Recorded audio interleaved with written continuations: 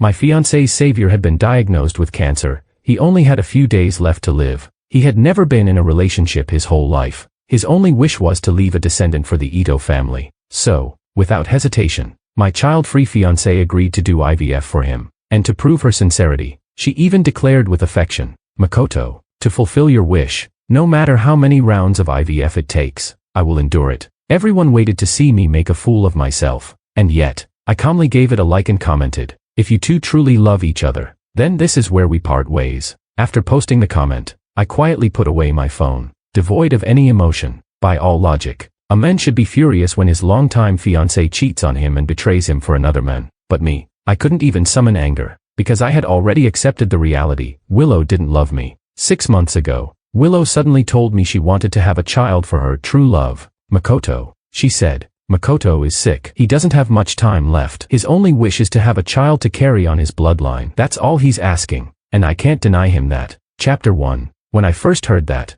I immediately said no. What man could possibly accept his soon-to-be wife having a baby for someone else, especially that someone being the man she's never gotten over? At first, Willow was still calm and tried to reason with me, but eventually, she began to scold me with righteous fury. She said, "Why are you so cold-hearted? Makoto saved my life. What's wrong with giving him a child? My uterus is mine. You have no right to control it." I had heard that line countless times. Then, a month ago, Willow suddenly stopped the endless arguments. I thought she had finally given up on the idea. Turns out, she had already gone ahead with the IVF. Now, she's carrying Makoto's baby, and our wedding, it's just 1 month away. I knew exactly what Willow was thinking. She wanted to wait until it was a done deal. Once we were married and had our certificate, I'd have no choice but to accept her pregnancy. When I first found out, I was devastated. But now, I feel a strange sense of relief. I can still walk away from a woman who shamelessly hurt me, from someone who has no love left for me. Suddenly, my phone chimed. I unlocked it to find a voice message from Willow. She snapped, "George, what the hell is wrong with you? What kind of nonsense are you spouting on WeChat? Are you trying to make me a laughingstock? So what if I'm having a baby with Makoto? What does that have to do with you? If you don't want to be with me, then let's just break up and forget the wedding next month while you're at it." Yeah, there's really no need for it anymore. I stared coldly at my phone, looking through our chat history. It was mostly just me texting her, asking what she wanted to eat, what she liked, telling her I'd pick her up after work, or take her out to relax. But Willow's replies were always indifferent and cold. Okay, whatever. I'm busy. Go by yourself. I have to take care of Makoto. Bring some soup over if you have time. Makoto's feeling down. I'm going to be with him. In the end, our few and far between chats were all about Makoto. Now that I've decided to let go, I suddenly realized I'd been acting like a total doormat. No matter what Willow did, I tolerated it. The thought made me bitter. Just then, Willow called. "You've really grown some nerve," she said. "Now you won't even pick up my calls. Let me tell you something, George. You'd better explain that my pregnancy was all your idea and your consent." Her voice was as impatient as ever. I felt a pang of something, but it was followed by complete calm. I asked, "Do you really take me for a clown? After doing something this disgusting, do you even care what people think anymore?" Willow blew up instantly. She snapped, "Was that really necessary? Makoto has cancer. Why are you jealous of a dying man? If you truly loved me, you'd support me." Her self-righteous tone made me laugh out loud. She always said lovers should support and rely on each other. But deep down, did she ever truly see me as her other half? I didn't want to argue anymore, so I just hung up. Chapter 2. After that fight with Willow, we didn't talk for several days, which was just as well. I finally had time to focus on things at the lab. Before, because of all the drama with Willow, I couldn't fully concentrate during experiments. On top of that, I had already taken multiple days off to prepare for the wedding. But now, I wasn't going to waste any more of my time on Willow. Thinking of what my professor told me before, I gathered myself and redialed my senior's number. A few seconds after it rang, her bright, clear voice came through the line. "Hello, George, what's up?" "I've made up my mind, senpai," I said. "I want to join the professor's lab." 6 months ago, my professor had set up a new research lab, a closed one. Once you joined, you couldn't leave until the project was complete. Sometimes it lasted 1 or 2 years, sometimes longer. There was no fixed timeline. The professor had known about my relationship with Willow. To help me join without regrets, he'd even arranged a break so I could spend time with her before going in. But I hesitated, thinking about how long I'd be apart from Willow. Now though, Willow was pregnant with another man's child. She had never once considered my feelings, never once respected our relationship. There was no reason for me to keep sacrificing my dreams for her. So, I took a deep breath and calmly said, "Senpai, I'll join the professor's lab and there's no need to schedule any extra time off for me." She was thrilled. "Great, the professor said we'll be leaving in about half a month. Would that work for you?"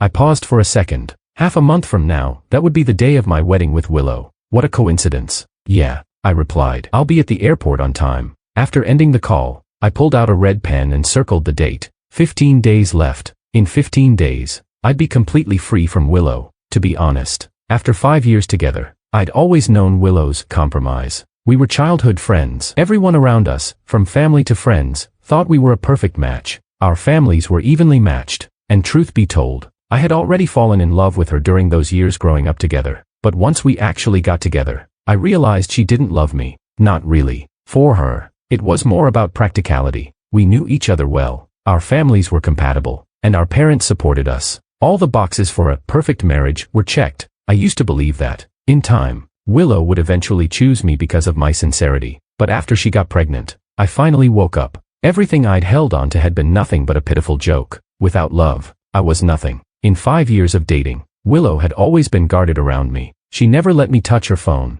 I remember once, my phone had died. I instinctively picked up hers to check the time. She snatched it from my hand immediately. "What are you doing?" she snapped, frowning. Her overreaction made me feel awkward. I explained I just wanted to know what time it was, but she didn't believe me. She was convinced I was checking up on her and started a huge fight. From that day on, I never touched her phone again. There were so many moments like that. Between us, there was always an invisible wall, something I couldn't cross. We were never like other couples, no sweetness, no leaning on each other. I tried so hard to love her, to accommodate her, but she always found some excuse to push me away. It was like I was just her backup plan. Sometimes, when Willow was in a good mood, she'd treat me kindly, and in those rare moments, I would forget all the past imbalance between us. I'd hold on to that tiny scrap of affection like it was everything. There's a saying, those who are favored always act with impunity. And Willow, she knew it, and took full advantage. Chapter 3. That evening, Willow suddenly came back. She saw me and casually tossed her bag in my direction. Annoyed,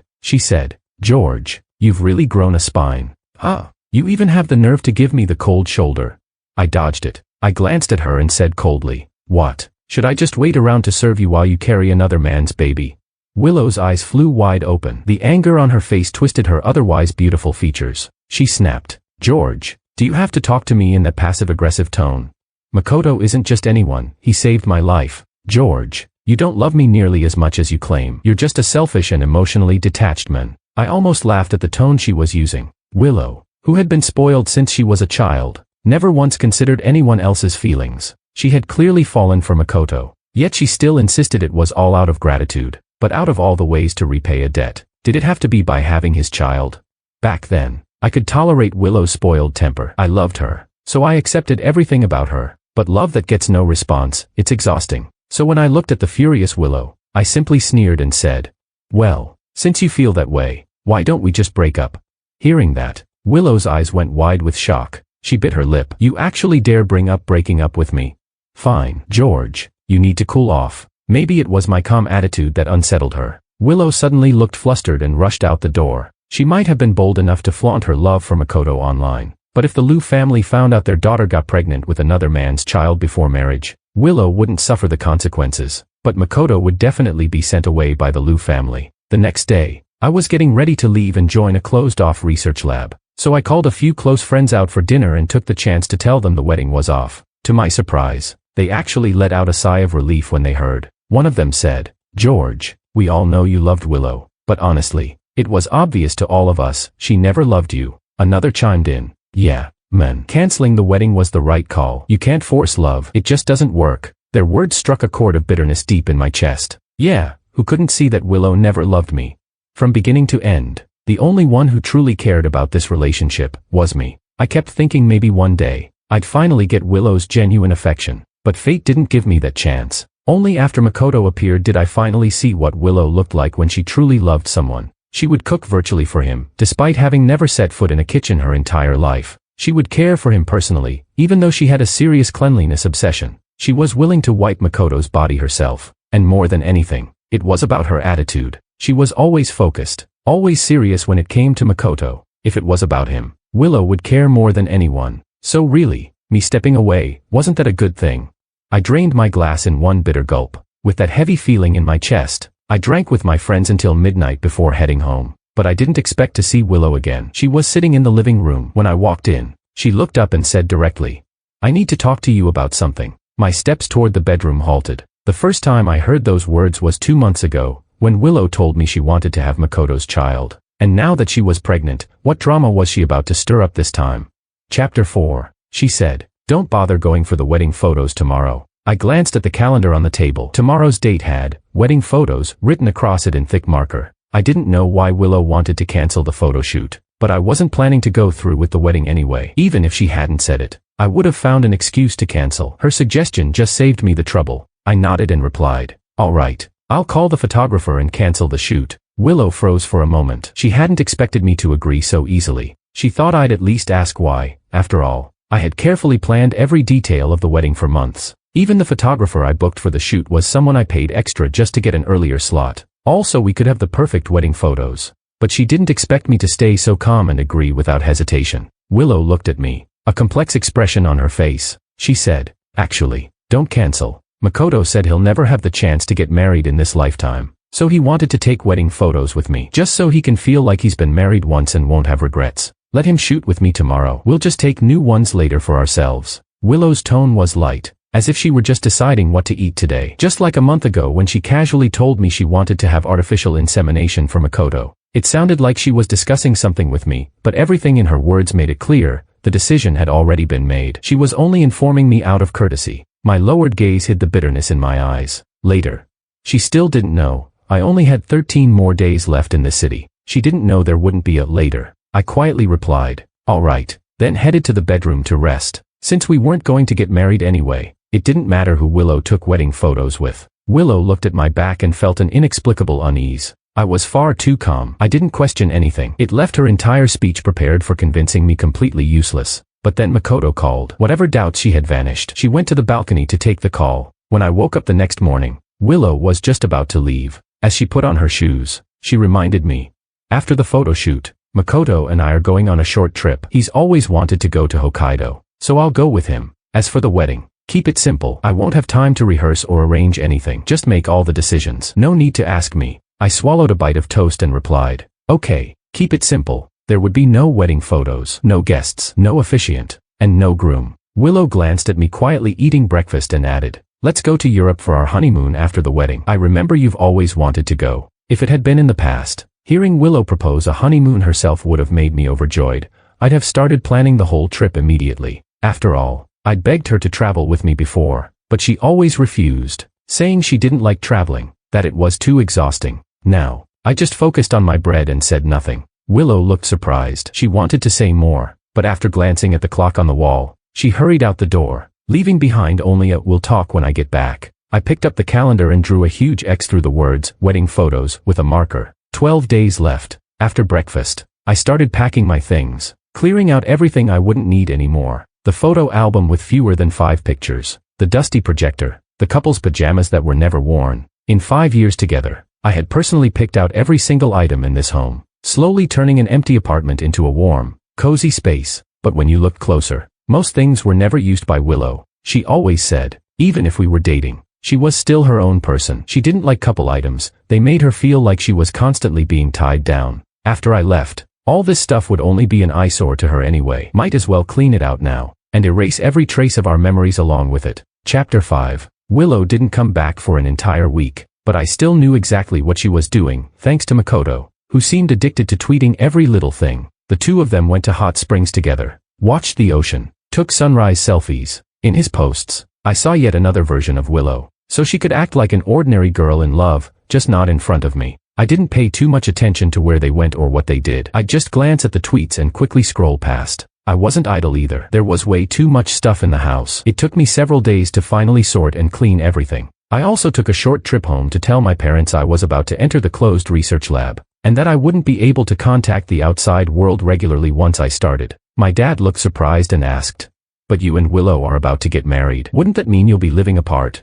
There was worry in my mom's eyes too. She held my hand and gently said, "Think carefully. Son, you and Willow finally made it this far. I'm just afraid that if you go into the lab, she might not agree to it. And the wedding. I understood exactly what they meant. They had watched me devote myself to Willow all these years, and they were also well aware of how she treated me. Before I proposed, they had already tried to talk me out of it, kindly, but clearly they thought I didn't matter enough to Willow and suggested I think it through again. But back then, I was so confident I could change her, make her accept me fully. So in the end, they gave their blessing. Now, with the wedding so close, they were worried that if I left for the lab, Willow wouldn't accept it. Or worse, she might cancel the wedding and break up with me. They were just trying to protect me from getting hurt. But this time, the one canceling the wedding was me. When I told them, they went silent for a long time. I didn't tell them Willow was pregnant with another man's child. I was afraid that kind of truth would break them. I simply said I wanted to keep contributing to the scientific field. My dad sighed and patted me on the shoulder, saying as long as I wouldn't regret it, that was enough. I nodded. When I got home, I called my childhood friend David over to help me carry all the boxes I'd packed. They were stacked high in the living room, taking up a lot of space. Once everything was out, the room instantly felt empty. David looked around, visibly moved. Damn, you're actually serious, he said. I thought you were joking when you said you were canceling the wedding. I mean, I've watched you chasing after Willow all these years. What the hell happened?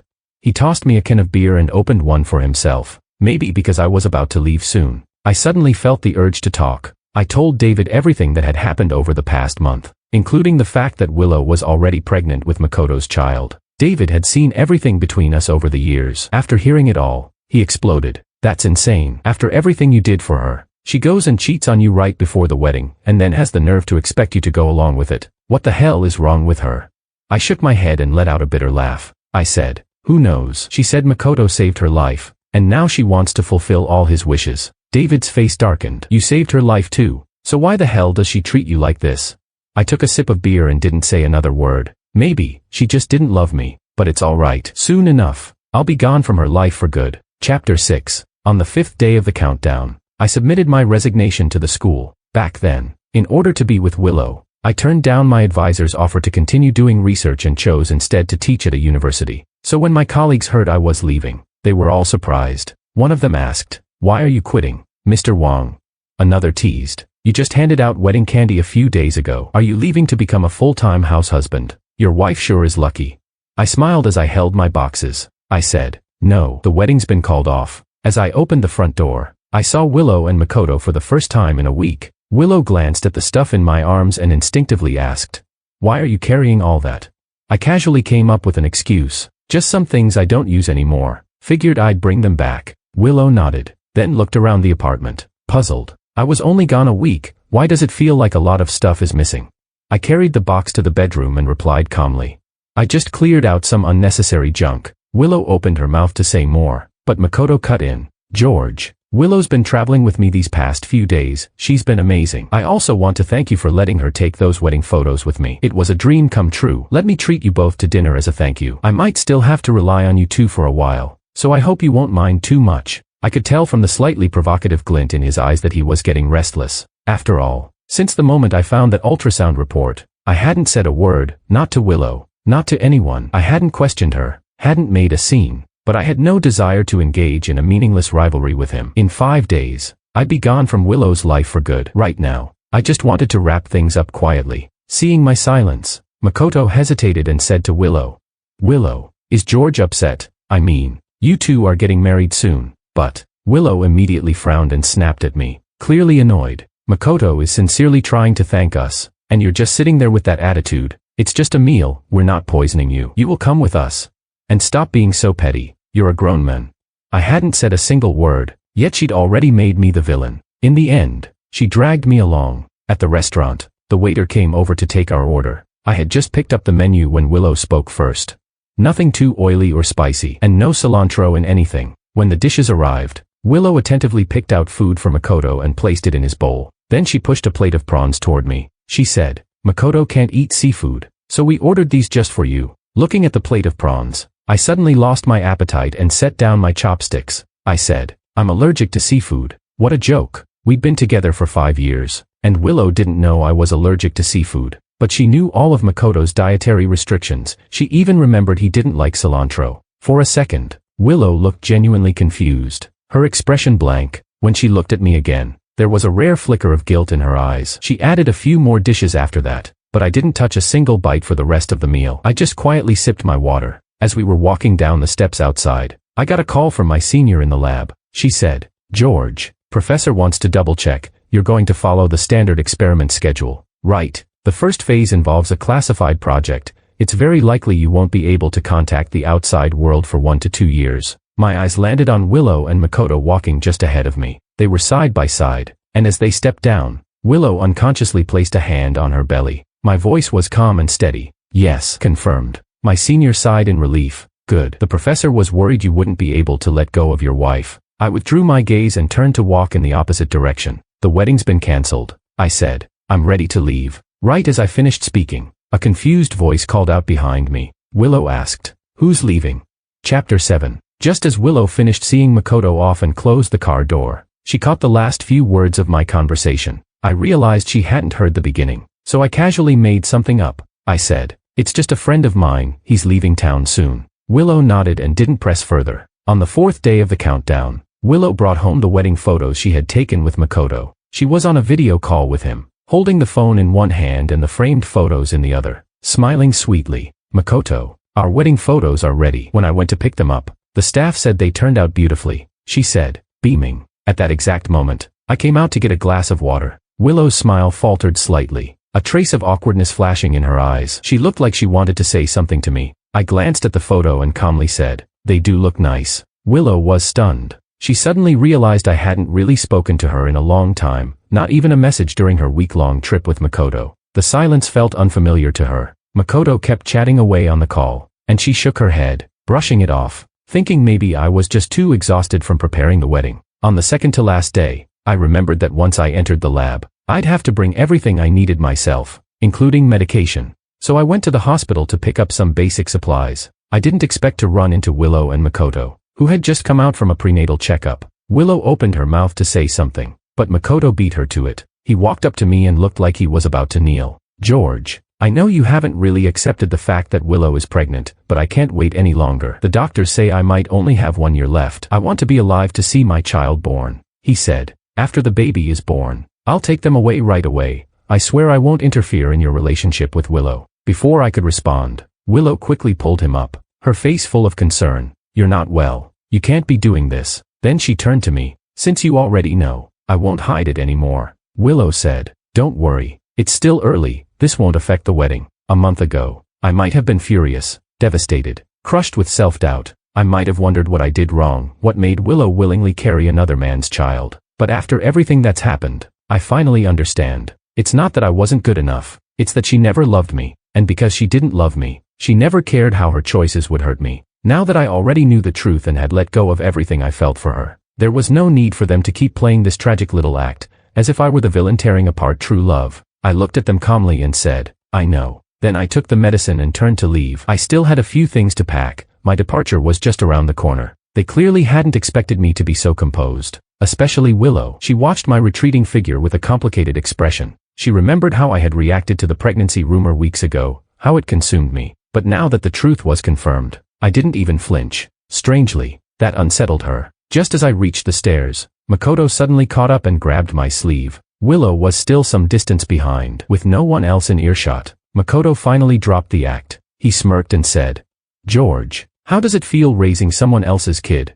Getting married while your wife is pregnant with another man's child, I swear. Only you could put up with that." I had no interest in engaging with him. I yanked my arm away and turned to go, but with just that one motion, his body tipped awkwardly, and he began to fall down the stairs. I instinctively grabbed his arm and stopped him from tumbling down. Before I could let go, a voice thundered behind me, full of fury. "What are you doing?"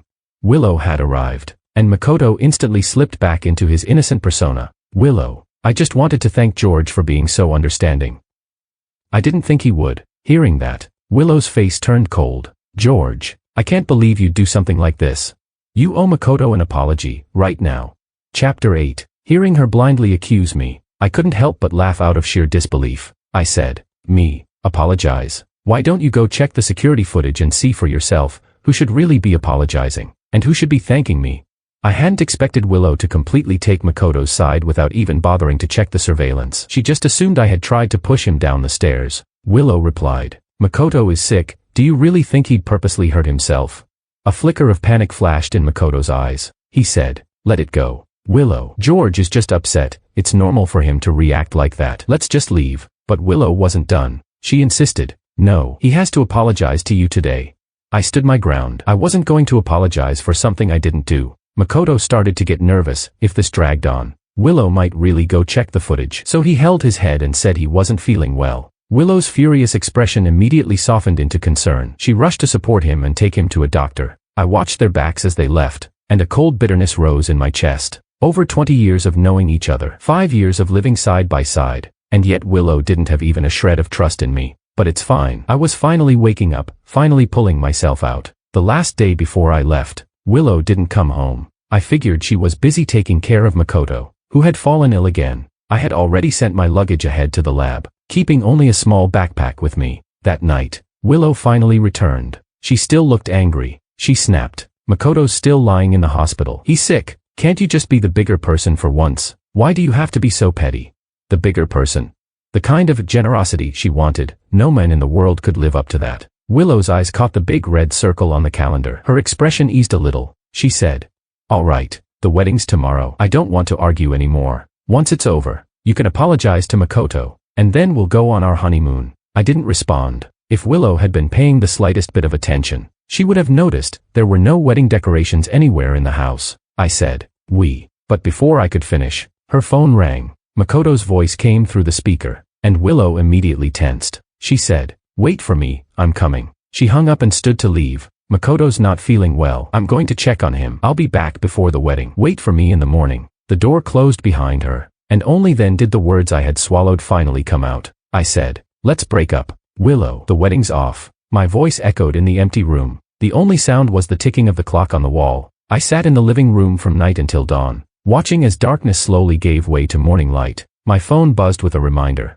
3 hours until boarding. I stood up, walked into the bedroom, and grabbed my already packed backpack. Then I picked up a marker and drew a big X across the number 10, the day of the wedding, on the calendar. Beneath it, I wrote, Willow, let's break up. I placed the calendar where she would see it first, shouldering my backpack. I walked out the door and took a cab to the airport. Goodbye, Willow. Chapter 9. On the other side of town, Willow didn't leave the hospital until Makoto's condition had stabilized. As she walked along the street, she sent George a message asking if everything was ready for the wedding. She was already on her way to the hotel, but even after getting in the car, she still hadn't received a reply. She opened her phone, ready to message him again, only to realize their last conversation was from over 2 weeks ago. Willow scrolled up through their chat history. Nearly the entire screen was filled with George's white message bubbles. Sometimes he asked what she wanted for dinner. Sometimes he was confirming wedding details with her. Her replies, every time, were brief. Whatever. Up to you. You decide. But George never seemed to mind. He still messaged her every day, until these past 2 weeks, when there had been complete silence between them. A strange feeling passed through Willow's chest. Why hadn't he messaged her for so long? That thought triggered a memory, one from a month ago, when she told George she was going to get pregnant with Makoto's child through artificial insemination. That was the first time in 20 years she had seen such pain in his eyes. The first time he had ever shown such strong objection to anything she said. And yet, after that, the only thing he firmly opposed was the artificial insemination. In all other things, he behaved just the same as before. But now that she thought about it, it was probably right after that last conversation, when she told him again she was going to carry Makoto's child, that their communication completely stopped. George didn't just stop messaging her. Even when she was at home, he barely spoke to her. The more Willow remembered, the more uneasy she became. Her heart began to pound, as if something terrible was about to happen. She tried to calm herself, telling herself George was probably just overwhelmed with wedding preparations. At the same time, she told the driver to speed up. Willow checked her phone again, still no reply. Her grip on the phone tightened involuntarily. When she finally arrived at the hotel, several of her friends and family members were already there. They were huddled together discussing something, but when they saw her, they immediately came over. Mrs. Liu frowned as she looked at her daughter rushing in and asked, Willow, why aren't you wearing your wedding dress? And where's George? Didn't he come with you? A friend glanced around, also confused. Yeah, where's the groom? You haven't even changed into your dress yet. Hearing that they hadn't seen George either, a wave of panic surged in Willow's chest. She had clearly told him the night before to go straight to the venue in the morning. So where was he now? Had he gone to the banquet hall first? Willow forced a smile and said, George is probably already inside the hall checking on everything. She turned to head toward the hall, but then suddenly realized she didn't know which banquet hall it was. George had never told her, and she had never asked. The people around her had no idea either, otherwise, they wouldn't still be waiting in the hotel lobby. Willow quickly grabbed a nearby staff member and asked, "Excuse me, could you tell me which hall Mr. George reserved for the wedding?" The staff member flipped through the reservation log and replied politely, "Mr. George booked hall No. 3. Willow exhaled slightly, unconsciously relieved. So she had overthought it. He'd just been busy lately. She even thought that maybe during their honeymoon, she'd surprise George for once, buy him a gift to thank him for everything he did to prepare this wedding. But in the very next second, the staff member paused and looked at the last note in the reservation column with a puzzled expression. He added, "But Mr. Wang called us more than 2 weeks ago to cancel the reservation. He said, the wedding has been canceled." His words struck everyone like a hammer to the chest. Willow's mind went completely blank. What do you mean, the wedding has been cancelled? Chapter 10. Willow took a step back, shaking her head in disbelief. How could the wedding be cancelled? Just 2 months ago, when he proposed, the joy on his face was so obvious, he couldn't even hide it. How could someone like that suddenly decide to call everything off? The friends and family around her were equally confused. They hadn't gotten the date wrong. Why would anyone say the wedding was cancelled? After the hotel staff confirmed, again and again, that it had indeed been George who called to cancel, Mrs. Liu, trying to hold back her anger, pulled Willow aside and asked, "What's going on with George? Didn't you two settle on the wedding date a long time ago? Not only is he not here today, he cancelled the wedding. What does that even mean?" Looking at her daughter's stunned expression, clearly just as shocked, Mrs. Liu felt her anger rise even higher. She had known George and Willow had been close for 20 years. She could see how deeply George cared for Willow, which is why she had trusted him with her daughter. But now, on the very day of the wedding, not only was George missing, he had cancelled it 2 weeks ago, and none of them had any idea. Mrs. Liu snapped. "Call him right now. Ask him if he even still wants to get married." It was only then, as if suddenly waking from a dream, that Willow pulled out her phone and dialed George's number. Her hand trembled slightly as she held the phone to her ear, but by that time, George was already on a flight heading to the capital. The call didn't even connect. All she heard was the cold, mechanical voice from the operator. A heavy sense of dread settled over Willow's heart. Everything had been fine just yesterday, so why was he suddenly unreachable today? Panic surged in her chest, and she couldn't hold back anymore. She rushed back home, clinging to one final shred of hope. But when she opened the front door, the house was silent. Clearly, George wasn't there. Then she suddenly noticed the photo frame that had always sat on the table was gone. Inside had been one of the few photos of her and George together. He had always cherished that picture, kept the frame spotless every day. And now, it was missing. Not only that, the razor in the bathroom, the clothes in the wardrobe, everything that belonged to George was gone, completely, vanished. Willow's mind flashed back to when she and Makoto had just returned from their trip. She remembered thinking the place felt emptier than usual. She'd noticed the missing photo frame then too, but she had only vaguely sensed something was off. When George told her he had cleared out some unnecessary stuff, she hadn't questioned it, but now she realized, George hadn't just cleared out unnecessary things. He had cleared out everything, every last belonging of his, and every memory they'd shared, and now, even he was gone. There was only confusion left in Willow's eyes. Where had he gone? And why would he do this? She looked around the apartment again, still unwilling to give up, and spotted the calendar on the table. It looked like something had been written on it. She quickly stepped over and picked it up. There, written in thick black marker, were just a few words. "Let's break up." Chapter 11. In that instant, Willow felt as if lightning had struck her. The suspicion that had quietly lingered in the back of her mind was finally confirmed. George was really breaking up with her. But why? They were supposed to get married today. Willow knew this was something George had dreamed about for 20 years. How could he possibly give it up? In the whirlwind of thoughts, her mind flashed back to George's overly calm expression before she left the house. He had looked like he wanted to say something, but she had been in such a rush to get to the hospital to see Makoto. She hadn't stayed long enough to hear him out. Just before the door closed, she had caught a glimpse of him sitting on the sofa, no joy on his face for the upcoming wedding. No anger over her running off to see Makoto on the eve of it. Just stillness, like water without a ripple. So that's what he had wanted to say last night, that he was breaking up with her. Willow collapsed onto the sofa, her thoughts an uncontrollable mess. The phone on the coffee table kept ringing, calls from her parents, from friends, but she didn't have the energy to answer a single one. She just couldn't understand why George wanted to break up with her. According to the hotel staff, he had cancelled the wedding 2 weeks ago. 2 weeks ago.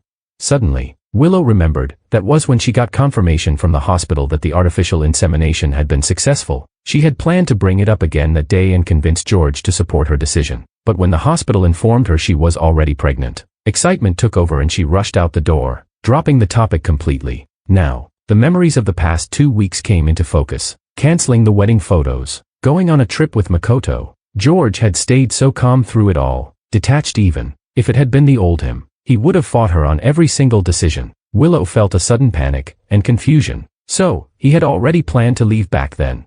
But didn't he understand? Makoto had saved her life. Everything she was doing was just to repay a debt. Why couldn't George understand that? She had kept the artificial insemination a secret not to betray him, but because she thought it wouldn't succeed so easily. If she waited to get George's consent, Makoto might not live long enough to see his child born. So she went ahead with the first procedure, believing she'd have time to explain, to convince George slowly. She believed he loved her enough to eventually accept it, but she hadn't expected it to work on the very first try. It had thrown her entire plan off. Still, when George found out at the hospital, he didn't seem to react that strongly. He never brought it up again. So why now? Why break up right before the wedding?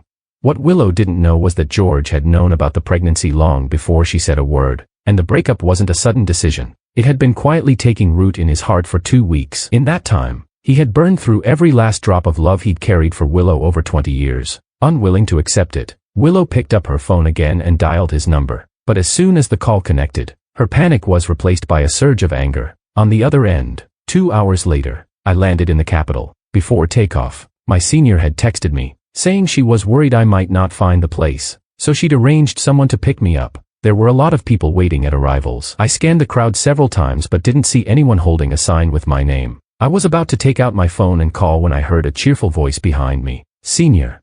I turned around to see a girl walking toward me with a sweet, glowing smile. Sorry, do I know you? I asked. She looked familiar, but I couldn't quite place her. She shot me a playful glare, her voice brimming with joy. Come on, senior. It's only been 5 years and you've already forgotten your junior. Should I go report you to the professor? Suddenly, the image of a tearful girl from 5 years ago came flooding back to me. You're Anna, I said, surprised. Back then, when I was about to graduate, the professor had just taken in a new student named Anna. I'd been busy with my thesis and didn't interact with her much, but I remembered one thing. Her experiment data had been a mess, and she couldn't figure out where she went wrong. I happened to be at the lab picking something up and noticed her red eyes as I passed by. I asked if she needed help, and after carefully going through her process step by step, we finally found the problem. And now, 5 years later, the once quiet, teary-eyed girl had changed so much that I hadn't recognized her at all. Anna walked up naturally and led the way, teasing.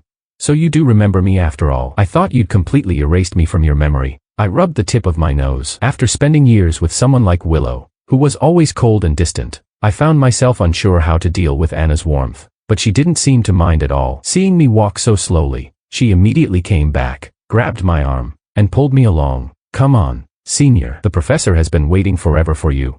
We sped toward the lab. When we finally stood outside the professor's office, I hesitated. I didn't dare knock. Back when I was about to graduate, my professor had begged me to stay and continue my research. But at the time, Willow had just agreed to be my girlfriend. My whole world was filled with her. So I declined and followed her to become a teacher. The professor tried again later. When the lab launched a new project, he spent a long time trying to convince me over the phone. But I'd been with Willow for 5 years by then. I couldn't bear the thought of leaving her. So I turned him down again. That phone call really upset him. Even 2 weeks ago, it was my senior who called me. I had been too afraid the professor was still angry at me. Anna watched me hesitate, her eyes darting mischievously. She decided to help. The next second, she raised her voice and shouted toward the office door. Professor, he's back.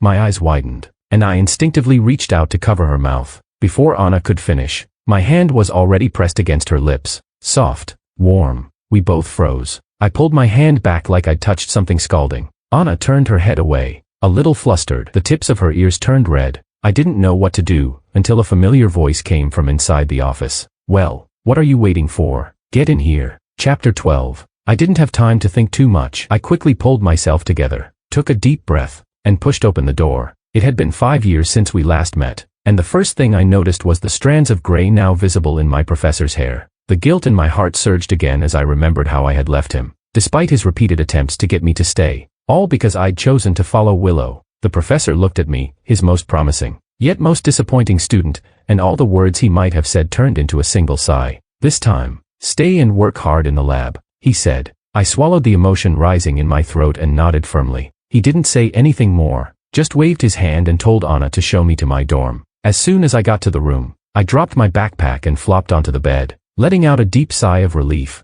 I had barely slept since last night, only caught a couple of hours of rest on the plane. The exhaustion hit me all at once as soon as I lay down. Without even unpacking, I fell asleep almost instantly, but just as I was deep in sleep, my phone started ringing. I groaned, blindly fumbling for my phone, my brain still foggy with sleep. I answered purely out of reflex. On the other end, Willow's voice exploded into my ear, laced with anger. George, where the hell did you go?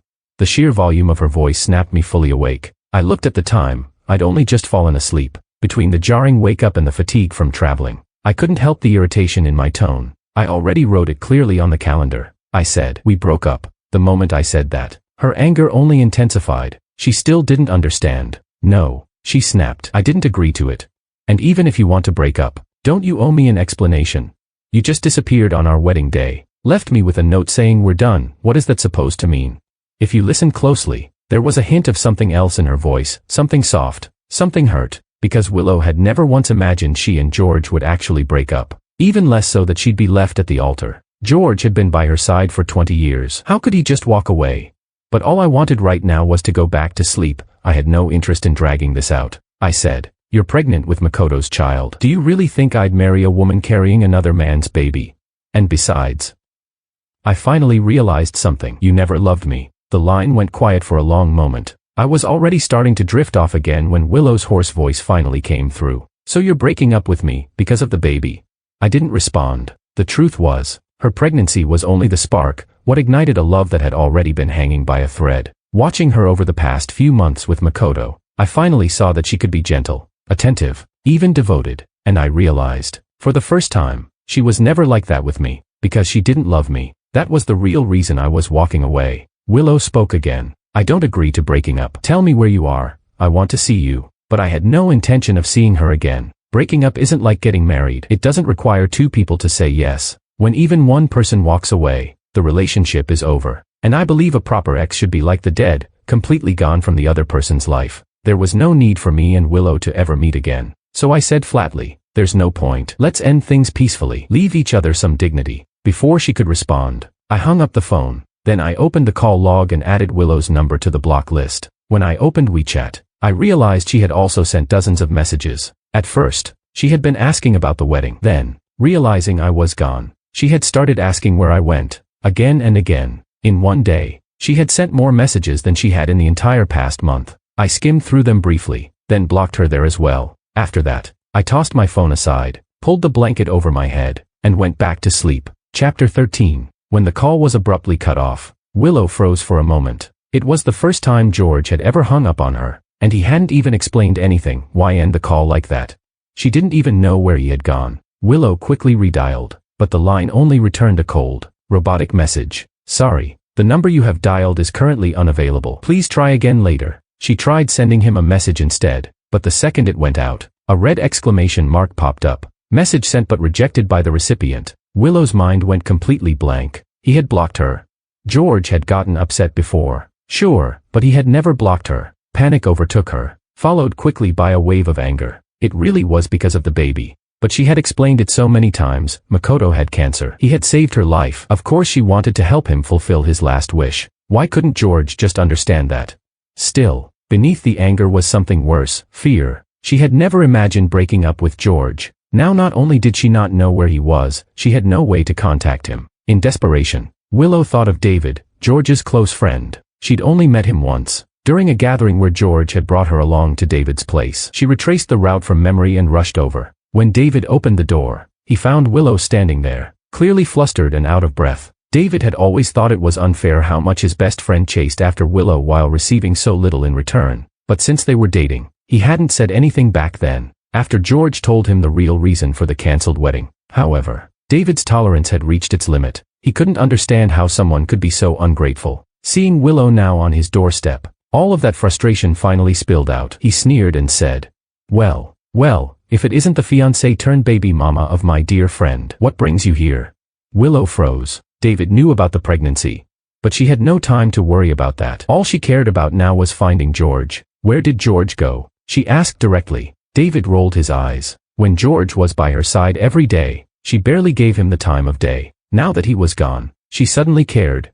I don't know, he snapped. He started to close the door, but Willow reflexively reached out to stop it. David didn't react in time, and the door slammed into her hand. Pain shot through her fingers, and her eyes instantly welled up with tears from the sharp, physical ache, cradling her hand. She bit her lip and forced herself to hold back the pain. I need to know where he went, she insisted. David cursed under his breath. He truly couldn't wrap his head around her. You're having another man's baby, he said coldly. Why the hell do you care where George went? That hit hard, and suddenly, everything made sense to Willow. Even George's friends disapproved of the pregnancy, but she had reasons. And besides, she hadn't even done anything with Makoto physically. She repeated the explanation she had given George so many times before. Makoto saved my life. I'm only helping him have a child to repay him. That's all, there's nothing else. Just tell me where George is. I want to explain. David listened with a smirk forming on his face, then scoffed. You want his address? Keep dreaming. I'm not letting you mess with him again. George saved your life too. Why don't you ever try repaying him? Willow was stunned. George saved her life. What was he talking about? She had no memory of that, none at all. She asked, what do you mean? When did George ever save me? Chapter 14. David hadn't expected her to forget something so important. The realization only deepened his sense of injustice for his friend, and his disgust toward the woman standing in front of him grew even stronger. He let out a cold laugh. Wow. Must be nice to have such a selective memory. You really forgot what happened that New Year's Eve 6 years ago. You didn't even thank him back then, and now you treat him like this. The more David spoke, the more his anger built up. He poured out everything, how George had silently given 20 years of his life for Willow, and what really happened on that terrifying night 6 years ago. He even pulled out his phone and showed her the photo of George lying unconscious in a hospital bed after surgery. Willow didn't know how she made it out of David's house. Her mind had gone blank, her thoughts spiraling. It felt like her world had collapsed around her, like she was falling into a darkness where no light could reach her. In her memory, it had always been Makoto who saved her that night. How could it have been George? But if what David said was true, if it was George who had saved her, then she had been wrong about everything. All these years. Even worse. Her hand trembled as it slowly moved to rest on her belly. Even this child should never have existed. Willow immediately hailed a cab and rushed to the hospital. She had to know the truth. Was it really Makoto who saved her that night? Sitting in the cab, she tried to piece everything together. She remembered walking back to the dorm when she realized someone was following her. That man had grabbed her, covered her mouth and nose, and dragged her into an alley. His hands had been all over her, and there was a knife pressed against her back. All she had felt was pure, paralyzing fear. She thought she wouldn't live to see the morning, but just when she thought it was over, a shadow had charged in, tackling the attacker to the ground. She had curled up in a corner, trembling uncontrollably. She tried to call the police but passed out from the shock before she could do anything. When she woke up, the first person she saw was Makoto. Naturally, she had assumed it was him who saved her, but according to David, it had been George all along. George had been stabbed during the rescue. He'd spent 3 days unconscious in the hospital. By the time he woke up, she had already been discharged, and George never told her the truth, not once in 6 years. He didn't want her to feel indebted to him. More than that, he was afraid it would bring back the trauma of that night. The more she thought about it, the more Willow began to panic. If George was the one who saved her, what had she done? What kind of person had she become? When she finally arrived at the hospital, Makoto looked surprised to see her. Willow, I thought today was your wedding with George, he said. His eyes widened when he saw the red mark on her hand. What happened to your hand? I'll get a doctor. Willow stopped him. No need, she said calmly. Then she looked him dead in the eyes. Makoto, are you really the one who saved my life that night? She stared at him, not missing a single flicker of emotion. Makoto clearly hadn't expected the question. A flash of panic crossed his eyes, but it vanished quickly as he forced himself to remain composed. Of course I was, he said. You saw me when you woke up, didn't you? Don't you remember? He said it with complete confidence, but Willow had been watching him closely. She didn't miss that moment of hesitation, of guilt, before he collected himself. Her heart sank. Makoto was not the one who saved her. Chapter 15. Willow closed her eyes. Her heart felt as if it had been torn apart by the truth she had just uncovered. Makoto, she said quietly, you're not the one who saved me 6 years ago. Makoto's eyes widened. Panic flickered inside him. Hadn't it been accepted all along that he was her savior? Why was Willow bringing it up again now, and denying it? Still, he kept his face calm, managing a gentle smile as he reached for her hand. Willow, What are you talking about? He said softly, but the confusion, the guilt, and the grief that had built inside Willow since George's disappearance suddenly crashed down on her all at once. She slapped Makoto's hand away and, eyes red, yelled at him. It was George. The one who saved me was George, the man who's been by my side for 20 years. Stop lying. I've already seen the proof. Why did you lie to me? Seeing her fall apart like this, Makoto realized there was no point in hiding anymore. Back then, he had just been visiting a friend at the hospital. When he passed by Willow's bed, he noticed her face and paused, just in time to see her wake up. She had mistaken him for her savior, and Makoto hadn't corrected her. He had intended to get close to her using that identity, but unexpectedly, his family sent him abroad, and they lost contact. It wasn't until 6 months ago, after his cancer diagnosis, that he returned and reached out to Willow again. Makoto hurried to explain. Willow, I only used it as an excuse to get closer to you, but Willow was already consumed by despair. She no longer cared why he had lied. All she wanted was to draw a clear line between them and make things right. Word by word, she said firmly, I'm going to terminate the pregnancy. Makoto panicked. This child was the last legacy he could leave his family. She couldn't just get rid of it. No, he cried. That baby is alive now. You're its mother. How can you just give it up? And besides, George already knew about the pregnancy 2 weeks ago, didn't he? I bet the wedding was called off by now. Wouldn't it be better for you to give birth to my child and become the daughter-in-law of the Ito family? Willow froze at that last sentence. 2 weeks ago. A wave of sorrow surged from her chest and flooded her entire body. Tears rolled down her cheeks without pause. So George had known about her pregnancy all along. That's why he left that day. That's why he had been so calm for the past 2 weeks. That's why, when they met at the hospital, he didn't even look surprised. And she hadn't seen any of it. Every time she thought of how deeply she had hurt him, for the sake of a man who wasn't even her real savior, her chest ached like it had been slashed open. She wiped her tears away, and in her eyes was a clarity she had never had before. She would terminate the pregnancy. She would find George. She would apologize. And she would make up for every bit of love he had ever given her over the last 20 years. Seeing that she was about to leave, Makoto forgot all about his illness and tried to stop her. Willow, he called after her. After everything we've been through these past 6 months, are you telling me you don't feel anything for me? But in Willow's mind now, there was only one person, George, the boy who used to quietly follow her at a distance during their school days, the man who made her warm brown sugar ginger tea when she had cramps, the one who loved her for 20 years without ever wavering. She couldn't deny it anymore. At first, she had only agreed to date George out of curiosity. She had wanted to know whether someone could really stay in love for so long. Back then, she hadn't given him much of her heart, but after 5 years of living side by side, she came to feel his care, his thoughtfulness, and she finally realized, there really was someone in the world who could love another person, unchanged. For 20 years, she now understood. She had already fallen in love with George long ago, without even knowing it. When she looked at Makoto again, all she felt was coldness and distance. I never did, she said, and from now on, I won't be in contact with you again. Chapter 16. Willow scheduled the surgery that very day to terminate the pregnancy. When the Ito family found out, they stormed into the hospital, yelling that the doctors had killed their only heir. But Willow's signature was there in black and white.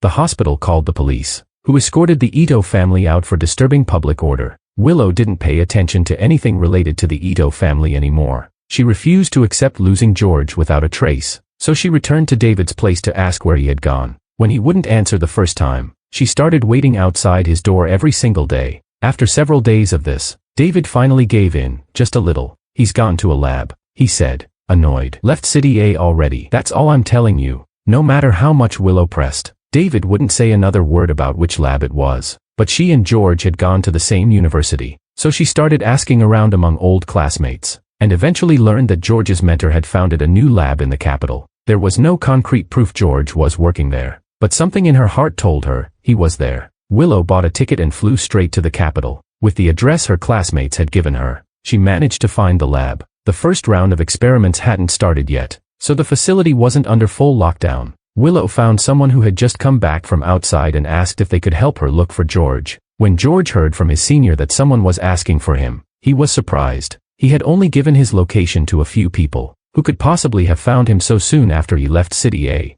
He walked out with a puzzled look, and froze when he saw who it was. Willow. The moment she saw him, her eyes welled up with tears. The fear and uncertainty she'd been holding inside finally collapsed into something solid. She rushed forward and grabbed his hand tightly. Why did you break up with me? Why did you leave without saying anything? Do you have any idea how hard it was to find you?" George was still in shock from seeing her, and her questions only left him more stunned. He didn't pull his hand away immediately. Willow noticed his lack of resistance and felt a flicker of hope. Maybe George was just angry, maybe once she explained everything, he would forgive her, but her hopeful fantasy shattered in the very next second. George came to his senses and instantly pulled his hand away, his expression turning cold. "What are you doing here?" he asked, clearly impatient. Willow panicked at his reaction. "I came to apologize," she said quickly. George cut her off. "I don't want to hear it. My answer has never changed. We're over. I don't know how you found this place, but don't come looking for me again. The experiment starts tomorrow, and I just want to focus on my work. You should go back. Makoto's probably waiting for you." Willow knew that her past attitude had hurt George deeply, and that's why he was being so cold now. But she was willing to use all the time she had to make it up to him. "George, I don't feel anything for Makoto," she said. "The person I love is you. In 5 years together." This was the first time George had ever heard Willow say the word love, but those 5 years had been empty of joy. His heart had long since sobered. He didn't believe in a word of it anymore. He gave her a sharp look, full of sarcasm. "You don't find it ridiculous to say that now?" And with that, he turned and walked back into the lab, unwilling to speak further. Willow called his name over and over, but George never looked back. She found a hotel near the lab and checked in. She thought, he can't stay inside forever. I'll see him again. But a day passed, then 2, then a week. Still no sign of George. Unable to wait anymore, she asked one of the security guards, only to learn that the experiment had already begun. No one would be allowed out until it was complete. "How long will the experiment take?" she asked urgently. The guard replied, "Estimated duration, 18 months. Willow flew back to City A in a daze. When she got home, she lay down on the bed they had shared for 5 years. But the house, once so familiar, now felt unbearably cold. There would be no one to bring her water or medicine when she was sick, no one to call her name, or leave a light on when she came home late. Willow curled into a ball, as if trying to create some warmth for herself. At some point, she fell asleep, and in her dreams, it was as if the past week had never happened. She and George had their wedding as planned. The next day, they got their marriage certificate, officially becoming husband and wife. Then they traveled through Europe on their honeymoon, taking photos together at every destination. When Willow woke up, she didn't know if what she had seen was a dream or reality. She instinctively called out George's name, but there was no familiar voice replying, only the sound of sparrows chirping outside the window. She reached for her pillow and found it soaked in tears. George's cold, decisive rejection, the truth about her mistaken savior, they played over and over in her mind, leaving her in a fog of helplessness. But when her eyes landed on the calendar, and the bright red word breakup marked on it, her thoughts finally cleared. She didn't want to break up with George, even if he was going to be locked inside the lab for 1.5 years. She would wait. For the past 20 years, it had always been George chasing after her. Now, it was her turn to chase after him. This time, she would be the one to prove her love. Willow's eyes grew firm. She would wait for George to come back. Chapter 17. 2 years later, at the airport in City A,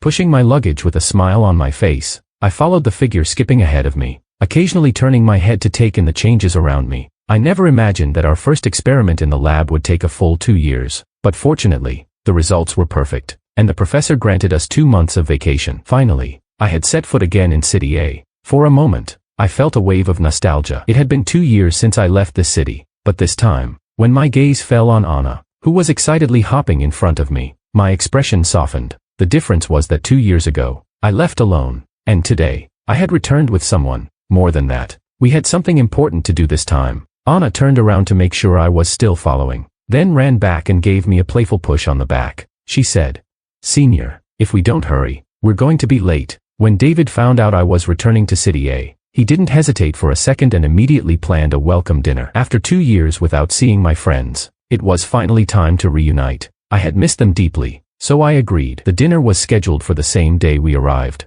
By the time we got to the restaurant, it was already the appointed time. Anna grabbed my hand, and we rushed in almost running. I don't know if it was an illusion, but as we went up the stairs, I thought I saw a familiar silhouette. I didn't think much of it. We were in a hurry. After all, the most important thing was to find the private room. Elsewhere, Willow covered her mouth with her hand. Her eyes filled with tears, overwhelmed with emotion at recovering something she thought she had lost. 2 years had passed. She had waited a full 2 years, and finally, she had seen George again. No one knew how she had spent those endless nights alone in that empty apartment. At first, she couldn't sleep. Even when she did manage to doze off for a bit, The first thing she did upon waking was call out George's name, but the only response she ever got was absolute silence. There was no one to make her breakfast anymore, no one waiting for her to come home. She searched every corner of the apartment and couldn't find a single belonging of George's. Even the couple's pajamas had vanished. All she had left was the calendar on her nightstand. Although the last thing written on it was the breakup notice,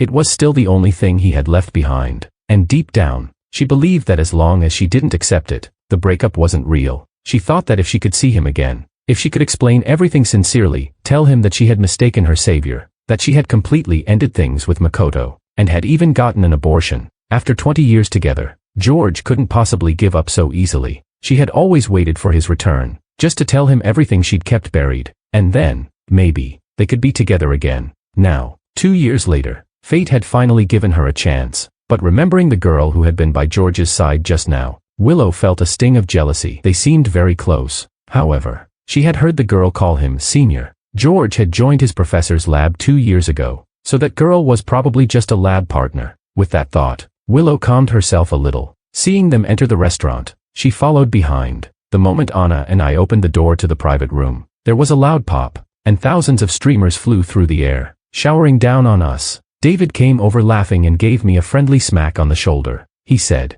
2 years without a single letter. If I hadn't known you were in the lab, I would have reported you missing to the police. Everyone in the room burst into laughter, joking non-stop. Someone chimed in. It's true, 2 years ago, you canceled your wedding and then disappeared. If it weren't for David, we wouldn't have known anything. That's so messed up, man. Another added. Exactly, you didn't say a word to anyone, and now you're late to your own welcome dinner. That calls for a punishment. Drink. Yeah, no one's going home sober tonight. Let's drink till we drop. Anna looked a little nervous. It was her first time meeting my friends, and she was worried they wouldn't accept her. I noticed her unease and discreetly took her hand. When our eyes met, she felt much calmer. Seeing my friends genuinely happy about my return filled me with emotion. But now, it was time to introduce Anna. I cleared my throat, raised our joined hands, and said loudly, now that I'm back, I want to introduce my lab partner, Anna. I paused and continued. She's also my fiancée. After everything that happened with Willow, I didn't think I'd ever fall in love again. I was even ready to dedicate myself solely to research, but I never imagined that in these 2 years, my lab partner Anna would gradually win over my heart. Anna and Willow couldn't have been more different. If Willow was a stone that never warmed, Anna was a little sun radiating constant warmth. With Anna, I understood for the first time what it truly meant to love, to be genuinely in love. So 2 months ago, on our 1-year anniversary, I proposed to her. We agreed to get married once the experiment was over. My friends exchanged glances and instantly erupted in cheers. Someone shouted, "You sly dog," saying you were working on experiments, but you were actually falling in love. Huh? Another said, "Fiancé. So when's the wedding? I'm calling dibs on being your best man." Me too. The cheerful atmosphere helped Anna completely relax. I smiled, just about to announce the wedding date, when a trembling voice sounded behind me. A woman asked, "She's your fiancé, then what am I?" Chapter 18. Before walking into the private room, Willow had even stopped by the restroom to fix her makeup in front of the mirror. She hadn't expected to run into George today. Originally, she'd just come here for a meal, but once she knew where he was, she couldn't wait for the next time. After quickly pulling herself together, she made her way to the door. She had imagined how George might react. Maybe he'd still be mad, unwilling to forgive her, or maybe he'd already moved on, and saw her as just an old acquaintance. Whatever the case, she thought she could accept it, as long as she could see him again. She believed she could bring back his feelings for her, but what she hadn't anticipated was hearing the word fiancé. It was as if someone had poured a bucket of ice water over her head. She froze from the crown of her head to the tips of her toes. It felt like her heart had been seized by a giant hand, squeezing so tight she couldn't breathe. She wanted desperately for George to say it was a joke, that Anna was just a junior colleague, but he didn't. Inside the room, his friends had already moved from joking about being groomsmen to arguing over who would be the godfather of George's future child. She couldn't hold it in anymore. With those thoughts swirling in her head, Willow pushed open the door. Her eyes locked immediately on George and Anna's intertwined hands. The warmth and closeness between them was unmistakable. It made Willow's breath catch in her throat, but I didn't care what she thought in that moment. To me, she was just a familiar stranger, someone from my past. 2 years ago, we had already broken up. I'd made myself clear. Yet now, here she was, ruining what should have been a joyful reunion. And that sentence she had just shouted, what was she trying to say? I frowned at her, clearly irritated. "What are you doing here?" I asked. We broke up 2 years ago. Feeling Anna's slight squeeze on my palm, I looked down and saw her puffed-up cheeks. I couldn't help but smile, tightening my grip on her hand. Clearly, I'd need to do a little coaxing later. Anna had sensed Willow's intense gaze almost immediately, but she wasn't someone who shrank away. She simply shifted, wrapping both arms around mine in a subtle show of ownership. David, who had been quietly watching from the side, finally stepped forward with a cold expression. "Willow," he said, "you're the one who chose that sickly guy 2 years ago. Why are you looking for my bro now?" But Willow seemed not to hear a thing. Her eyes were glued to me. "George, this isn't real, right?" she asked. "You're just doing this to make me jealous, right?" Chapter 19. I almost laughed from how absurd her words were. Not real. Did she seriously think I'd go so far as to hire someone just to spite her? I didn't care what she believed. Still, part of me was confused. Back when we were together, Willow had always been distant. No matter how much I did for her, her attitude never changed. There were times I wondered if her heart was made of stone. Nothing I did ever seemed to reach her. Then Makoto came along, and suddenly, I saw a side of her I had never witnessed. Soft, gentle, attentive. That was when I realized, it wasn't that she couldn't love, she just didn't love me. That's why I let go. I stepped aside so she could be with him. So why was she now acting like she couldn't forget me?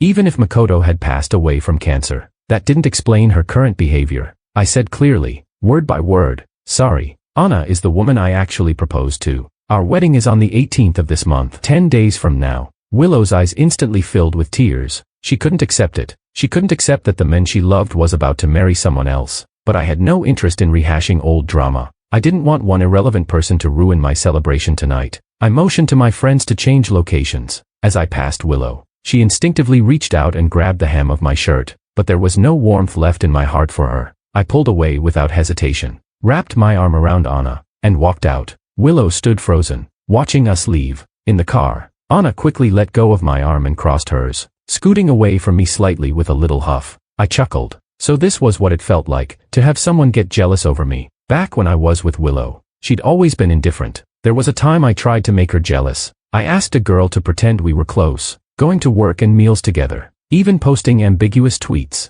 I waited and waited for Willow to confront me, but after a week, she didn't say a word. Finally, I couldn't take it anymore. I asked her directly if she'd seen me with someone else. Her response? Just a glance. Then, "I don't care." Those words branded themselves into me. They carved a hole in my heart. And now, just seeing my ex again made Anna visibly upset. Maybe this was what it meant to truly love, or not. Pulling myself out of my thoughts, I gently pulled Anna into my arms, placing my hand over hers. "Don't be mad," I said softly. "You're going to be a bride soon. Don't let anger make you less beautiful." Anna's face turned red in an instant. She glared at me playfully. "Are you saying I'm not beautiful now?" I quickly raised my hands in surrender. "No, no," I said, grinning. "My junior is the most beautiful woman in the world." Laughter burst from the front seat. David and the others were clearly enjoying the moment. "Damn," one of them said. "Never thought I'd see you like this. Should have filmed it." We all went to a new place and partied until we were completely satisfied. Afterward, I took Anna home. Her family hadn't seen her in 2 years, and with the wedding so close, she'd want time with them. Once I saw her safely inside, I went back to my place. I didn't expect to find Willow sitting on the couch when I opened the door. Chapter 20. My parents were sitting nearby, clearly uneasy. 2 years ago, when I told them I was canceling the wedding, I never explained the real reason. I had only said I was focusing on research. So in their minds, the breakup had mostly been our family's decision. Even though they had always sensed that Willow's feelings for me were lukewarm at best, they still felt that we owed her something. Over the past 2 years, even while I was away, Willow had often shown up around our apartment complex. She never came upstairs or knocked, but my parents could tell she was looking for me. And in the last 6 months, her visits had become more frequent, nearly every other day. My parents had tried to gently discourage her. They reminded her that I had been firm in my decision, and that I wasn't even in the city anymore. Waiting around wouldn't change anything, but even so, they couldn't deny what they saw. Her persistence left a deep impression on them. Their image of her, once cold and distant, had started to soften. They'd even talked in private, wondering if they should convince me to give her another chance the next time I came home. After all, 5 years together and just one step from marriage, it wasn't something easily erased. But to their surprise, when they finally got news that I was coming back, they also learned that I was engaged and planning to get married soon. The guilt weighed heavily on them. They felt they had wronged Willow. So when she came to the door that afternoon, they knew she had somehow heard I was back. They figured, better to let us talk it out. Maybe then, Willow would stop holding on. When Willow saw me enter, her eyes lit up and she quickly stood up. Meanwhile, I just felt a headache coming on. I hadn't expected her to follow me home. Didn't she always say she didn't like spending time with elders? And now she was sitting here, in my family's living room. What was she trying to do? My parents pulled me aside and quickly told me everything about the past 2 years, and how often she had come by looking for me. If they hadn't said it themselves, I wouldn't have believed it. To me, Willow never seemed to truly care about me. Why would she be so determined to look for me after I left? I couldn't understand her behavior anymore, but with the wedding fast approaching, I knew I had to deal with this before something went wrong. The last thing I needed was trouble on the big day. So Willow and I sat down, face to face. For the first time in 2 years, we were having a conversation, calm and direct. I kept my expression neutral. If you have something to say, just say it. Let's get it all out in one go. Willow's hopeful look faltered immediately. Her eyes darkened, hurt flickering beneath the surface. George, do we have to be like strangers? I tapped my fingers on the table, steady and rhythmic. Say what you came to say, I repeated. Willow's heart trembled. Her nails dug into her palm as she braced herself. She asked softly, "Back then, did you break up with me because of Makoto?" Chapter 21. I hadn't even responded when her expression suddenly shifted into a mix of anxiety and desperation. She said, "I can explain. Back then, I truly believed Makoto was the one who saved my life. I never had any feelings for him. Nothing ever happened between us, absolutely nothing. It wasn't until after you left. When you were gone, that's when I realized." Willow let out a few choked sobs, and tears began streaming down her cheeks. It took her quite a while to compose herself enough to continue. She said, "That New Year's night, 6 years ago, the person who saved me was you. I was wrong all this time." Willow looked at me with tear-filled eyes, brimming with remorse, guilt, frustration, and a flicker of hidden hope. Hope that, upon hearing the truth, I might forgive her. Hope that we could be together again. But unfortunately for her, she had miscalculated. When I realized she was referring to that New Year's night 6 years ago, I was genuinely shocked. Back then, when she introduced me to Makoto, she never said exactly when or how he had supposedly saved her. And that year, after I woke up in the hospital, I didn't mention anything about what happened that night either. I thought bringing it up would only hurt her more. And it turns out, that's where all the misunderstanding began. Even now, despite having left all of that behind, I couldn't help but find it incredibly ironic. Seeing me still silent, Willow cautiously asked, "George, I didn't keep the baby. Now that I know I was wrong about who saved me, can't we start over?" Her words pulled me out of my thoughts. I shook my head without hesitation and told her, "That's no longer possible." Willow's face went completely pale, and she staggered as if her legs could give out at any moment. My clear and unwavering answer shattered the last fragment of hope she had been clinging to. She had waited for George for 2 years, but she had never imagined this would be the ending. She truly believed, naively, that George would love her forever. With tears streaming from her eyes, she asked me, "Why? I love you." Watching how tightly she was still holding on, I couldn't help but remember how things used to be when we were together. She never gave me gifts of her own initiative. We never shared the closeness or chemistry other couples seem to have. And not once, not even once, did she say she loved me. Even so, I was convinced she felt something for me back then. I used to think, if she agreed to be with me, it had to mean I mattered to her. I told myself that her coldness was just part of her personality. That one day, with enough patience, I would melt her heart. I clung to that delusion for 5 whole years, until Makoto came along and destroyed that pathetic fantasy completely. I could no longer lie to myself. And now, after all that, Willow says she loves me. I couldn't stop a sarcastic smile from curling on my lips. I asked her, "Are you sure, you really love me?" Chapter 22. Willow didn't understand why I asked her that. A look of confusion flickered across her face. I continued, "If you loved me," I said, "why did you never once buy me a birthday gift? If you loved me, why did you refuse to travel with me? If you loved me, why did you get pregnant with another man's child, and even take wedding photos with him?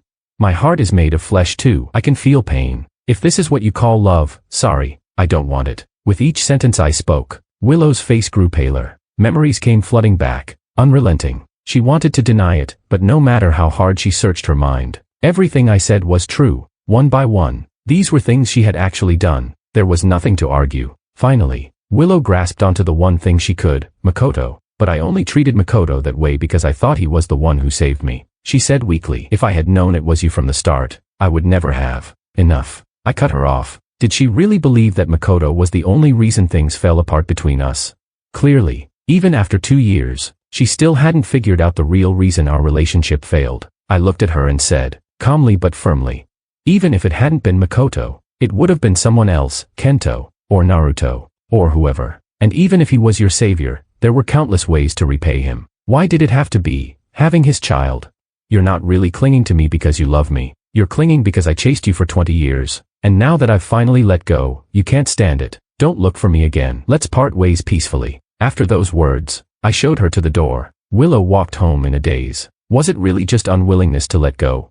She didn't know, but in her mind, a memory surfaced, the day George asked her to be his girlfriend. She remembered frowning and asking if he'd lost a dare. When he denied it, she'd simply nodded. He'd confirmed again and again, and only then did he smile. And when she wasn't looking, he'd snuck in a little victory sign with his hand. That moment had started their 5 years together. Day and night, George had been there, and she had felt his kindness. She had never thought about breaking up. The day she accepted his proposal, she had truly, sincerely wanted to spend the rest of her life with him. But now, hearing his words, she finally understood. In 5 whole years, she had never taken the initiative, never once expressed her love. George had been the only one giving, carrying their relationship on his back the entire time. And worse, when someone else appeared, she gave all her attention to that person, ignoring the pain George had silently endured. What right did she have now to ask for forgiveness? After clearing the air with Willow, I felt lighter, like a weight had been lifted. That night, I slept soundly. The next morning, I got up early to pick up the rings and gold wedding pieces we had ordered. Since we only had 2 months off, we planned to go on a 1-month world tour for our honeymoon right after the ceremony. So everything had to move quickly. Fortunately, both families were fully supportive. All Anna and I needed to prepare were the rings and our outfits. The rest was being taken care of. We'd already picked out the design months ago, so I just had to go to the store and pick everything up. After I left the shop, I took my time strolling down the street, admiring the rings and gold bracelets in the sunlight. I held one up and smiled to myself, imagining how stunning Anna would look wearing it. I didn't notice the 2 men leaning against a nearby wall. They exchanged a look and quietly began following me. As I turned a corner, a dark figure suddenly lunged out from the side and snatched the bag from my hand. I instinctively went to chase him, but behind me, I heard the sickening sound of a knife plunging into flesh. Shunk. Chapter 23. But the pain I was expecting never came. I quickly turned around and saw Willow standing behind me, her hand clutching her abdomen, her face deathly pale. Blood was still gushing out from between her fingers. She was about to collapse. I rushed to catch her, grabbing my phone with my other hand to call emergency services. Willow was already drifting in and out of consciousness, her mind drowning in waves of pain. So this is what it feels like to be stabbed, she thought back. This must have been how much it hurt when George was stabbed for her back then. Through the blurriness of her vision, she forced her eyes open. Seeing George's panicked expression, she gave a weak smile. The motion tugged at her wound and sent fresh pain surging through her body. My thoughts were a blur. I could only think of how to stop the bleeding. I pressed down on the wound with trembling hands and shouted, "Willow, stay with me. Don't close your eyes. The doctors are almost here. Just hold on." Just before she lost consciousness, she heard the sound of sirens. Paramedics lifted her into the ambulance, working quickly to stop the bleeding while notifying the hospital to prepare for emergency surgery. Willow's last sight before slipping under was George's panic-stricken face by her side. The surgery took 3 hours. Finally, the doctors announced that her condition was stable. They said the knife hadn't struck any vital organs, but the wound was deep, and the blood loss had been severe. I let out a breath I hadn't realized I'd been holding, my whole body slumping into the chair. My eyes moved to the bed, where Willow still lay unconscious, pale and silent. My emotions were a tangled mess. I hadn't expected it. Willow had taken a knife for me. Had she been following me all this time? But I'd made myself clear just yesterday. Why would she? I had so many questions, but until she woke up, all I could do was bury them deep in my chest. Mr. and Mrs. Liu arrived at the hospital soon after. One look at their daughter, pale, motionless, lying in that hospital bed, and their eyes turned red with grief. In their eyes, I had abandoned their daughter on her wedding day 2 years ago, and now that I had finally returned, she ended up in the hospital again. Of course they blamed me. Mrs. Liu broke down and confronted me, her voice shaking with rage. What exactly do you want from her, George? What does our Willow owe you that she has to end up like this? You left her at the altar, and now you've dragged her into this again. Why can't you just stay away? I didn't argue. I stood there silently and took the full force of her anger. There was no need to drag the past out in front of her parents. And today, Willow had truly saved me. Mrs. Liu was about to push past me again when a soft voice interrupted. George. We all turned. Willow had woken up. Mr. and Mrs. Liu immediately rushed to her side. Willow, how do you feel? Are you still in pain? She shook her head gently, then looked toward me. A mother knows her daughter best, and Mrs. Liu saw it clearly in her eyes. Willow wanted to talk to me alone, though she was clearly reluctant. One look at her daughter's frail condition made her bite back her protests. Mr. and Mrs. Liu left the room, leaving just the two of us. I stood at her bedside, looking down at her pale face, feeling a wave of emotions I couldn't name, and I finally asked, was it worth it? Chapter 24. Willow gave me a faint, weak smile. Yes, she said softly, it was worth it. I guess, this must have been how much it hurt when you saved me, right? Seeing how much it pained her to speak, I quickly tried to stop her. You should rest. Don't talk right now. But she shook her head, her voice slow but steady. I'm not here because I followed you on purpose, she said. After what you said yesterday, I thought a lot, and I finally figured it out. I treated you unfairly. I took your love for granted. I just wanted to tell you today that I regret it. I've been hesitating, not knowing how to say it. And then I saw that man pull out a knife behind you. I didn't even think. All I knew was, I couldn't let you get hurt. I never thought I'd hear those words from Willow. If it had been years ago, I probably would have been deeply moved. But now, everything had changed. I was no longer the George who loved Willow blindly. All I felt for her now was gratitude, nothing more. Willow noticed my silence and understood exactly what it meant. Still, she wanted to try, one last time. If Makoto hadn't come into the picture, she asked gently, would we have made it?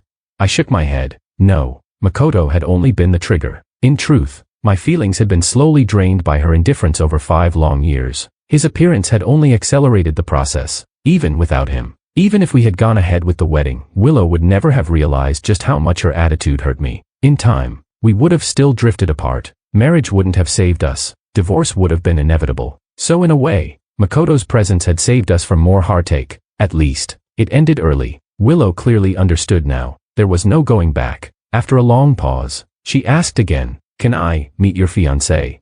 I hadn't expected that. I blinked, momentarily stunned, before answering.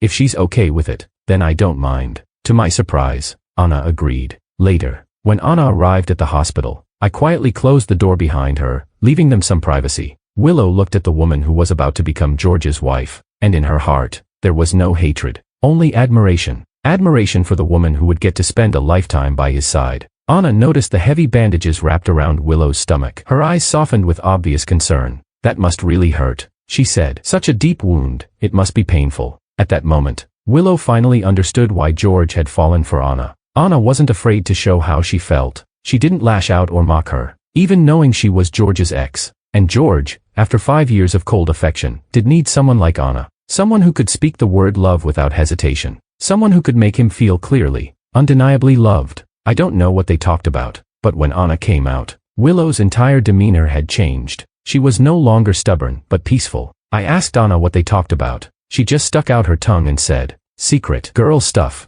I chuckled and shook my head. Women really are mysterious, I said, dropping the subject. During Willow's recovery, I visited every other day, sometimes with Anna, sometimes on my own. Now we could talk openly about the past, about the future. The day before my wedding, I still made time to stop by and see her, but with so many things to prepare, I only stayed for a few minutes before getting up to leave. Just as I reached the door, Willow called out to me. George, she asked quietly.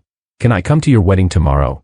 Chapter 25. I agreed. That evening, I had someone deliver her a wedding invitation and a box of wedding sweets. Willow unwrapped one of the candies and slowly placed it in her mouth. It had been a long time since she'd tasted anything sweet. On the wedding day, guests flowed in and out, friends, mentors, colleagues. Even our entire lab team came. Some on leave just for the occasion. My professor clapped me heartily on the shoulder, grinning. You rascal, he said. Didn't think you'd steal away your junior. You're one lucky guy. The others all joined in with teasing laughter. I turned to look at Anna, standing by my side in her flowing white wedding dress. My heart felt so full it could burst. It was only after meeting Anna that I finally understood what unreserved love felt like. The ceremony began. I stood at the altar, watching Anna walk slowly toward me on her father's arm. When they reached me, he gently placed Anna's hand into mine. I entrust my daughter to you, he said. I looked him in the eye and promised.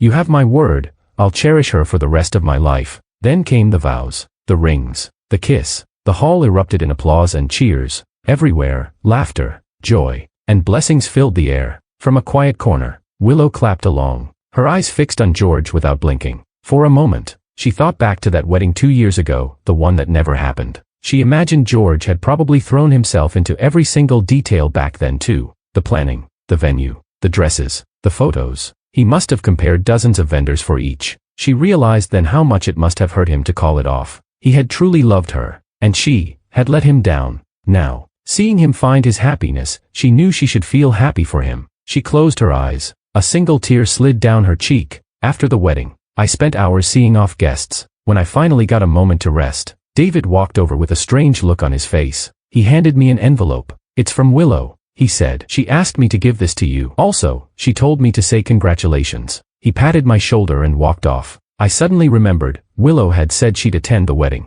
but I hadn't seen her all day. I opened the envelope and began to read, word by word. "George, I'm sorry. The truth is, I haven't completely let go of you yet, but I also know we can never go back. You were right. Life must move forward. Now it's time for me to go find my own. Those 5 years with you will always be the happiest time of my life. I'll never forget them. Lastly, please forgive me for being too much of a coward to say this to your face, but I truly wish you and Anna all the best, and a lifetime of happiness." I folded the letter and set it aside. Then I got up and went to find my bride. I had moved on to my new life, and it was time for Willow to find hers too. All that once was, is as if it died yesterday. All that is to come, begins as if it is born today.